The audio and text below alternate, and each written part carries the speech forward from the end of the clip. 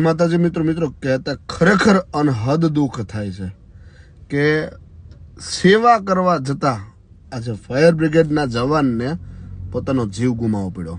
સાહેબ, આપણે તો ઉત્તરાયણ મનાવી દીધી, પણ જે ઉત્તરાયણ મનાયા પછીના જે તહેવાર મનાયા પછી જે પેલા દોરા હતા ને, એ જે દોરા વાયરમાં ફસાયા હતા ને એ ફસાયેલા દોરાની અંદર ચામરચીડિયું ફસાયું હતું.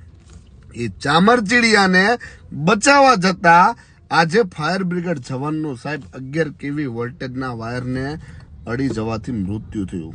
સાહેબ, જે માણસને અંદરથી સેવા કરવાનો ઉત્સાહ છે, આજે એને સેવાનો માણસ મરતું હોય ને, માણસ મરતું તોય કોઈ બચાવવા નથી જતા. તો આ તો સાહેબ એક પક્ષી મરતું હતું ને, આજે એ જવાનને એવું થયું કે આને હું મરવા ના દઉં. સાહેબ, હું તો એટલી પ્રાર્થના કરું ભગવાનને કે એ જવાનને મોક્ષ મળે, એ જવાનને આત્માને શાંતિ મળે અને એ જવાનના પરિવારને ખૂબ તાકાત આપે ભગવાન આ દુઃખ સહન કરવાની.